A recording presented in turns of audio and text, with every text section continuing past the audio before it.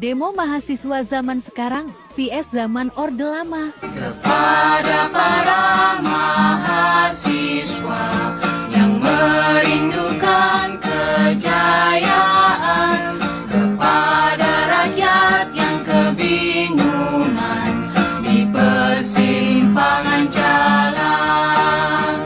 Mahasiswa menuntut Presiden Soekarno diadili karena diduga terlibat Gestapo, Jakarta, tahun 1966.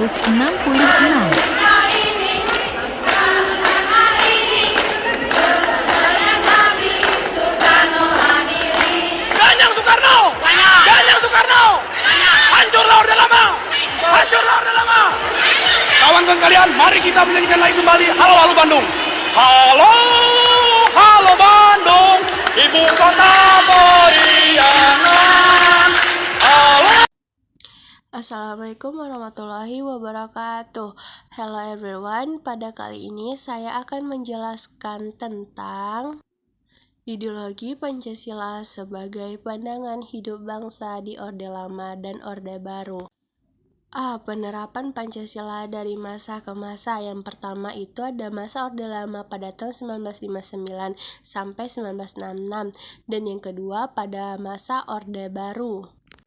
Pancasila sebagai pandangan hidup bangsa sebenarnya merupakan perwujudan dari nilai-nilai budaya milik bangsa sendiri yang diyakini kebenarannya. Pancasila digali dari budaya bangsa yang sudah ada, tumbuh dan berkembang berabad-abad lamanya. Oleh karena itu, Pancasila adalah khas milik bangsa Indonesia sejak keberadaannya sebagai sebuah bangsa.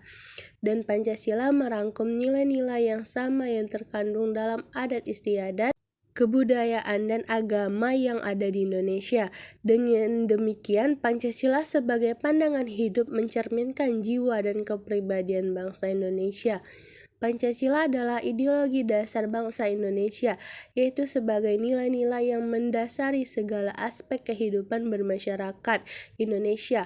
Pancasila terdiri dari 5 sendi utama, yaitu yang pertama ketuhanan yang Maha Esa, yang kedua kemanusiaan yang adil dan beradab, yang ketiga persatuan Indonesia, yang keempat kerakyatan yang dipimpin oleh hikmat kebijaksanaan dalam permusyawaratan perwakilan, dan yang kelima keadilan sosial bagi seluruh rakyat Indonesia. Pancasila dilihat dari sudut pandang politik merupakan sebuah konsensus politik, yaitu suatu persetujuan politik yang disepakati bersama oleh berbagai golongan masyarakat di negara Indonesia. Dengan diterimanya Pancasila oleh berbagai golongan dan aliran pemikiran, maka mereka bersedia bersatu dalam negara kebangsaan Indonesia. Dalam istilah politiknya, Pancasila merupakan common platform masyarakat Indonesia yang plural. Sudut pandang politik ini teramat penting untuk bangsa Indonesia sekarang ini.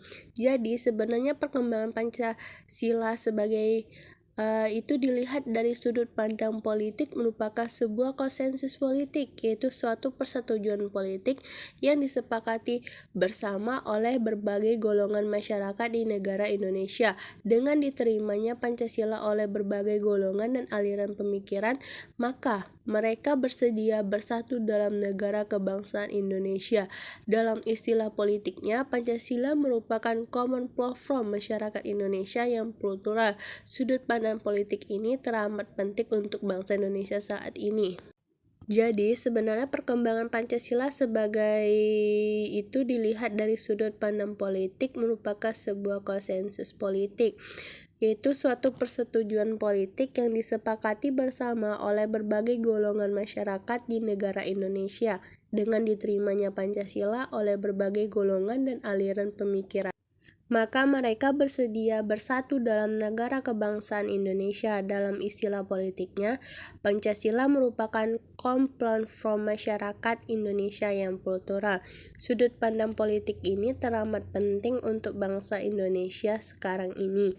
Jadi sebenarnya perkembangan Pancasila sebagai makna-makna Pancasila sebagai ideologi bangsa dan negara Indonesia, yaitu pertama, nilai-nilai dalam Pancasila dijadikan sebagai cita-cita normatif dari penyelenggaraan bernegara di Indonesia.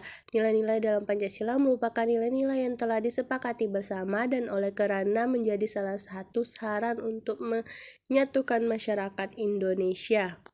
Baik, di sini kita akan memasuki masa Orde Lama pada tahun 1959 dan 1966. Periode ini dikenal sebagai periode demokrasi terpimpin merupakan sebuah sistem demokrasi yang seluruh keputusan dan pemikiran dalam pemerintahan negara berpusat pada pemimpin negara. Pemimpin negara saat itu adalah Presiden Soekarno.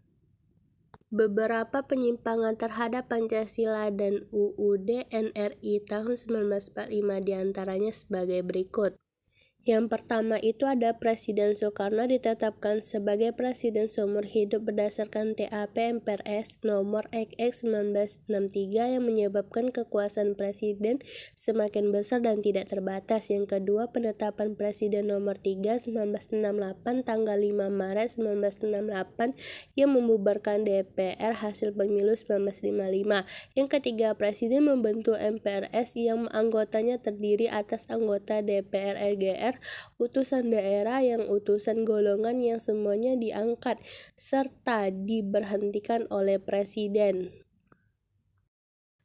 Baik, di sini kita akan menjelaskan tentang masa Orde Baru yang dimana era baru pemerintahan dimulai setelah melalui masa transisi yang singkat, yaitu pada tahun 1966 sampai 1968 ketika Jenderal Soeharto dipimpin menjadi Presiden RI. Era ini kemudian dikenal sebagai Orde Baru dengan konsep demokrasi Pancasila. Pada masa pemerintahan ini, pembangunan nasional bertumbuh pesat di dalam segala bidang. Pada masa ini juga dibatasinya kebebasan berpolitik, kebebasan pers, dan kebebasan berpendapat. Adapun penyimpangan terhadap Pancasila dan UU NRI tahun 1945 pada masa Orde Baru, yaitu lembaga kepresidenan merupakan pengontrol utama lembaga negara seperti DPR, MPR, DPA, BPK, MA, LSM, partai politik. Kebebasan politik dibatasi dan kebebasan pers dan kebebasan berpendapat juga dibatasi. Cukup sekian materi yang saya jelaskan tadi. Wassalamualaikum warahmatullahi wabarakatuh.